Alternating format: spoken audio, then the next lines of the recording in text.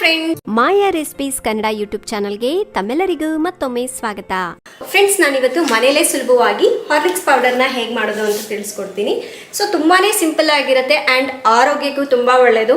ನಮ್ಮ ಮಕ್ಕಳಿಗೆ ನಾವು ಏನು ಕೊಡಬೇಕು ಹಾಲು ಜೊತೆಗೆ, ಸೊ ಅವರಿಗೆ ಬರೀ ಹಾಲೊಂದೇ ಕುಡಿಯೋಕ್ಕೆ ಇಷ್ಟಪಡೋದಿಲ್ಲ. ಅದಕ್ಕೆ ಏನಾದರೂ ಜೊತೆಗೆ ಮಿಕ್ಸ್ ಮಾಡಿಕೊಟ್ರೆ ಅವರ ಆರೋಗ್ಯಕ್ಕೆ ಯಾವ್ದು ಒಳ್ಳೆಯದು ಅದನ್ನು ತಿಳಿಸಿ ಅಂತ ಹೇಳಿದರು. ನಾನು ಆಲ್ರೆಡಿ ಒಂದು ಪ್ರೋಟೀನ್ ಪೌಡರ್ನ ಹೇಗೆ ಮಾಡೋದು ಅಂತ ತಿಳಿಸಿದ್ದೆ. ಸೊ ಇವತ್ತು ಮನೆಯಲ್ಲೇ ಹಾರ್ಲಿಕ್ಸನ್ನು ಈಸಿಯಾಗಿ ಹೇಗೆ ಮಾಡೋದು ಅಂತ ತಿಳಿಸ್ತೀನಿ. ನೀವು ಹೊರಗಡೆ ತಂದು ಹಾರ್ಲಿಕ್ಸ್ ಮಾಡ್ಕೋತೀರಲ್ವ, ಅದಕ್ಕಿಂತ ಇದು ತುಂಬಾ ಚೆನ್ನಾಗಿರುತ್ತೆ. ಮಕ್ಕಳಿಂದ ಹಿಡಿದು ದೊಡ್ಡವ್ರವರೆಗೂ ಯಾರು ಬೇಕಾದರೂ ತೊಗೋಬೋದು. ಅಂದರೆ 5 ವರ್ಷ ಮೇಲ್ಪಟ್ಟ ಮಕ್ಕಳಿಂದ ಎಲ್ಲರೂ ಕೂಡ ತೊಗೋಬೋದು. ಬನ್ನಿ ತಡ ಮಾಡದೆ ಈ ಹಾರ್ಲಿಕ್ಸ್ ಹೇಗೆ ಮಾಡೋದು ಅಂತ ನೋಡೋಣ. ಅದಕ್ಕಿಂತ ಮೊದಲನೇದಾಗಿ ಫ್ರೆಂಡ್ಸ್, ನೀವು ಕೂಡ ಈ ರೆಸಿಪಿಗೋಸ್ಕರ ವೆಯ್ಟ್ ಮಾಡ್ತಾ ಇದ್ದರೆ ಪ್ಲೀಸ್ ಒಂದು ಲೈಕ್ ಕೊಡೋದನ್ನ ಮರಿಬೇಡಿ. ಫಸ್ಟ್ ನಾನಿಲ್ಲಿ 1 ಕಪ್ನಷ್ಟು ಗೋಧಿ ತಗೊಂಡಿದ್ದೀನಿ. 1 ಕಪ್ ಗೋಧಿ ಉಪಯೋಗಿಸಿದ್ರೆ ಆರಾಮಾಗಿ 1 ತಿಂಗಳು ಆಗೋಷ್ಟು ಹಾರ್ಲಿಕ್ಸ್ನ ರೆಡಿ ಮಾಡ್ಕೋಬೋದು. ನೀವು ಬೇಕು ಅಂದರೆ ಜಾಸ್ತಿ ಕ್ವಾಂಟಿಟಿಯಲ್ಲಿ ಕೂಡ ಮಾಡ್ಕೋಬೋದು. ಇದನ್ನು ಕ್ಲೀನ್ ಮಾಡಿಕೊಂಡು 1-2 ರಿಂದ 3 ಸಲ ಚೆನ್ನಾಗಿ ನೀರಿನಲ್ಲಿ ತೊಳಿಬೇಕು. ನೋಡಿ, ಈ ರೀತಿ ತೊಳೆದಾದ್ಮೇಲೆ ಈ ನೀರನ್ನ ಚೆಲ್ಬಿಟ್ಟು ಗೋಧಿ ಮುಳುಗೋ ಅಷ್ಟು ನೀರನ್ನು ಹಾಕ್ಕೋಬೇಕು. ಯಾಕೆಂದರೆ ಗೋಧಿ ಚೆನ್ನಾಗಿ ನೆನಿಬೇಕಲ್ವ, ಅದಕ್ಕಾಗಿ ಈ ರೀತಿ ಮುಳುಗೋ ಅಷ್ಟು ನೀರನ್ನು ಹಾಕಿಟ್ಕೊಳ್ಳಿ. ಇದ್ರ ಮೇಲೆ ಒಂದು ಮುಚ್ಚುಳನ ಮುಚ್ಚಿಟ್ಬಿಟ್ಟು ಒಂದು ನೈಟ್ ಪೂರ್ತಿ ಚೆನ್ನಾಗಿ ನೆನೆಲಿಕ್ಕೆ ಬಿಡಿ. ನಾನಿವಾಗ ಸಾಯಂಕಾಲ ಗೋಧಿನ ನೆನೆಸಿಟ್ಕೊಂಡಿದ್ದೆ. ಬೆಳಗ್ಗೆಗೆ ನೋಡಿ ಗೋಧಿ ಈ ರೀತಿ ಚೆನ್ನಾಗಿ ನೆಂದಿರುತ್ತೆ. ಇದು ನೆಂದಿದೆಲ್ಲ ಹೇಗೆ ಗೊತ್ತಾಗುತ್ತೆ ಅಂದರೆ, ಈ ರೀತಿ ಗೋಧಿನ ಪ್ರೆಸ್ ಮಾಡಿದಾಗ ನೋಡಿ ಈ ಥರ ಮೆತ್ತಗಾಗಬೇಕು. ಸೊ ಒಂದು ವೇಳೆ ಗೋಧಿ ಇನ್ನೂ ನೆಂದಿಲ್ಲ ಅಂದರೆ ಇನ್ನೂ ಒಂದು 3-4 ಅವರ್ಸ್ ನೆನೆಲಿಕ್ಕಿಡಿ. ಇವಾಗ ಈ ನೆನೆಸಿಟ್ಟಿರುವಂತಹ ಗೋಧಿನ ಒಂದು ಬಟ್ಟೆಗೆ ಸೋಸ್ಕೊಳ್ಳೋಣ. ಇದನ್ನು ಮೊಳಕೆ ಕಟ್ಟಿಡಬೇಕು. ನಾರ್ಮಲ್ ಮೊಳಕೆ ಕಟ್ಟದೇನೆ ಮಾಡೋ ಹಾರ್ಲಿಕ್ಸ್ನಿಂದ ಅಷ್ಟಾಗಿ ಟೇಸ್ಟ್ ಇರೋದಿಲ್ಲ. ಬಟ್ ಈ ಥರ ಮಾಡಿ ನೋಡಿ, ತುಂಬ ಡಿಫ್ರೆಂಟ್ ಆಗಿರುತ್ತೆ. ನೋಡಿ, ಈ ರೀತಿ ನಾನು ಒಂದು ಕಾಟನ್ ಬಟ್ಟೆಯಲ್ಲಿ ಇದನ್ನು ಕಟ್ಟಿಡ್ತಾ ಇದ್ದೀನಿ. ಬೆಚ್ಚಗಿರುವಂತಹ ಜಾಗದಲ್ಲಿ 1-2 ಡೇಸ್ ಕಟ್ಟಿಡಬೇಕು. ಚೆನ್ನಾಗಿ ಮೊಳಕೆ ಬರುತ್ತೆ. ನೋಡಿ, ಈ ರೀತಿ ಚೆನ್ನಾಗಿ ಮೊಳಕೆ ಬರಲಿಕ್ಕೆ ನನಗೆ 2 ಡೇಸ್ ಟೈಮ್ ಹಿಡಿತು. ಕೆಲವೊಂದು ಕಡೆ ಬಿಸಿಲು ಜಾಸ್ತಿ ಇರುತ್ತೆ, ಹಾಗಾಗಿ ಬೆಚ್ಚಗಿರುವಂತಹ ಜಾಗ ಇದ್ದರೆ ಸೊ 1 ಡೇಯಲ್ಲೇ ಈ ರೀತಿ ಚೆನ್ನಾಗಿ ಮೊಳಕೆ ಬಂದುಬಿಡುತ್ತೆ.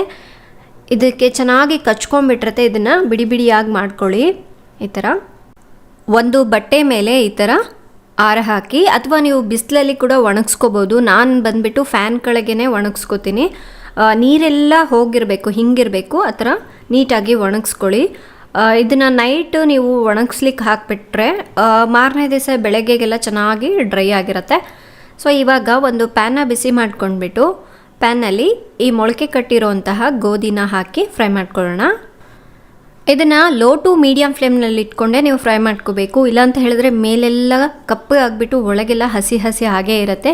ಇದರಿಂದ ತುಂಬ ದಿವಸ ನೀವು ಸ್ಟೋರ್ ಮಾಡಿ ಇಟ್ಕೊಳಕ್ಕೆ ಬರೋದಿಲ್ಲ. ಹಾಗಾಗಿ ಆದಷ್ಟು ಕಡಿಮೆ ಉರಿನ ಇಟ್ಕೊಂಡ್ಬಿಟ್ಟು ಈ ರೀತಿ ಹುರ್ಕೋಬೇಕು. ಮಧ್ಯ ಈ ರೀತಿ ಕೈ ಆಡಿಸ್ತಾ ಇರಿ.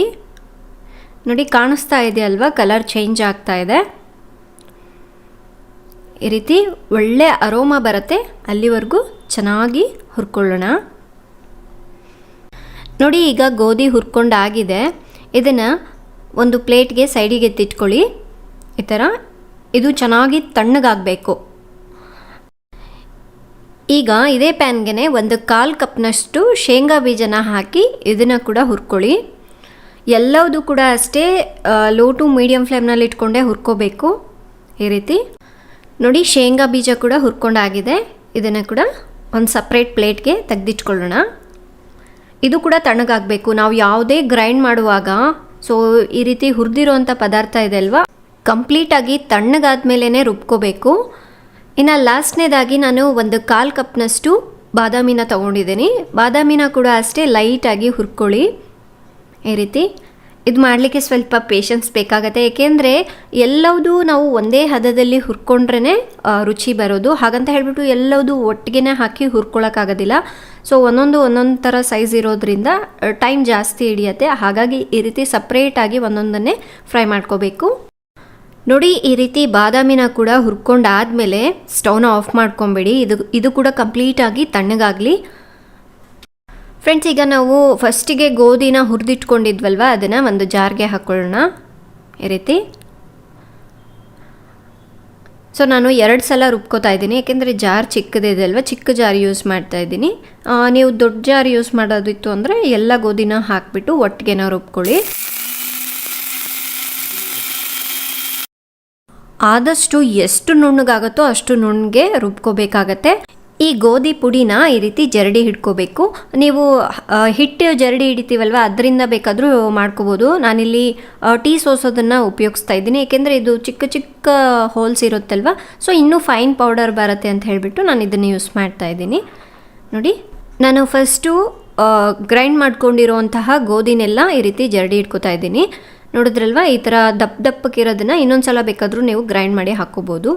ಇಷ್ಟು ಪೌಡರ್ ಥರ ಆದರೆ ಸಾಕಾಗತ್ತೆ. ಇನ್ನು ನೆಕ್ಸ್ಟ್ ಬಂದುಬಿಟ್ಟು ನಾವು ಶೇಂಗಾ ಬೀಜ ಹುರಿದಿದ್ವಲ್ವ, ಅದನ್ನು ಸಿಪ್ಪೆ ಬಿಡಿಸಿಟ್ಕೊಂಡಿದ್ದೀನಿ. ಹಾಗೆ ಬಾದಾಮಿ, ಇವೆರಡನ್ನು ಫಸ್ಟ್ ಏನು ಮಾಡಬೇಕು ಅಂದರೆ ಒಂದು ಬಟ್ಟೆ ಅಥವಾ ಒಂದು ಕವರ್ನಲ್ಲಿ ಹಾಕಿಬಿಟ್ಟು ಸ್ವಲ್ಪ ಲೈಟಾಗಿ ಜಜ್ಕೋಬೇಕು. ದಪ್ಪದೇ ಇರೋದೆಲ್ಲ ಸ್ವಲ್ಪ ಆದಷ್ಟು ಪುಡಿ ಮಾಡ್ಕೋಬೇಕು. ಇದರಿಂದ ಏನಾಗುತ್ತೆ ಅಂದರೆ ನಾವು ಡೈರೆಕ್ಟಾಗಿ ಮಿಕ್ಸಿಗೆ ಹಾಕಿಬಿಟ್ರೆ ಹಾಗೆ ಬಾದಾಮಿ ಶೇಂಗಾ ಬೀಜ ಎಣ್ಣೆ ಬಿಟ್ಕೊಂಡ್ಬಿಡತ್ತೆ, ಹಾಗೆ ಮುದ್ದೆ ಥರ ಆಗಿಬಿಡುತ್ತೆ. ಅದನ್ನೇ ನೀವು ಈ ಥರ ಕಲ್ಲಿಂದ ಜಜ್ಜಿ ಹಾಕ್ಕೊಳ್ಳೋದ್ರಿಂದ ಫೈನ್ ಪೌಡರ್ ಥರ ಬರುತ್ತೆ. ಇಷ್ಟಾದರೆ ಸಾಕು. ಇದನ್ನು ಒಂದು ಮಿಕ್ಸಿ ಜಾರ್ಗೆ ಹಾಕ್ಕೊಳ್ಳೋಣ. ಹಾಗೆ ಇದು ಇನ್ನೂ ಪೌಡರ್ ಥರ ಇರಬೇಕು ಅಂದರೆ ನಾನು ಇನ್ನೊಂದು ಟಿಪ್ನ ಹೇಳ್ತೀನಿ ನೋಡಿ. ಹಿಂದೆ ನಾನು ಒಂದು ಪ್ರೋಟೀನ್ ಪೌಡರ್ನ ತೋರಿಸಿದ್ದೆ. ತುಂಬ ಜನರು ನಾವು ಮಾಡಿದಾಗ ಮುದ್ದೆ ಥರ ಆಗಿಬಿಟ್ಟಿತ್ತು, ನೀವು ಮಾಡಿದ ರೀತಿ ಪೌಡರ್ ಥರ ಇಲ್ಲ ಅಂತ ಹೇಳಿದರು. ಸೊ ನೀವು ಮಿಕ್ಸಿಗೆ ಹಾಕುವಾಗ ಸ್ವಲ್ಪ ಬಿಟ್ಟು ರುಬ್ಬಬೇಕು, ಇಲ್ಲ ಅಂತ ಹೇಳಿದ್ರೆ ಮುದ್ದೆ ಥರ ಆಗುತ್ತೆ. ನೆಕ್ಸ್ಟ್ ನಾನು ಇದಕ್ಕೆ ಒಂದು 4 ಸ್ಪೂನಷ್ಟು ಸಕ್ಕರೆನ ಹಾಕ್ತಾ ಇದ್ದೀನಿ.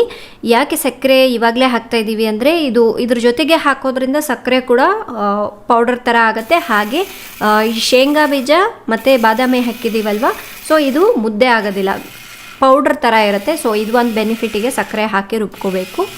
ಇದನ್ನು ನೋಡಿ, ನಾನು ತೋರಿಸ್ತಾ ಇದ್ದೀನಲ್ವ, ಸ್ವಲ್ಪ ಬಿಟ್ಟು ರುಬ್ತಾ ಇದ್ದೀನಿ. ಈ ರೀತಿ ನೋಡಿ, ಪೌಡರ್ ಥರನೇ ಇದೆ. ನೀವು ಏನೇ ಶೇಂಗಾ ಬೀಜ ಅಥವಾ ಬಾದಾಮಿ ಡ್ರೈ ಫ್ರೂಟ್ಸ್ ರುಬ್ಬುವಾಗ ಈ ಟಿಪ್ನ ಫಾಲೋ ಮಾಡಿ.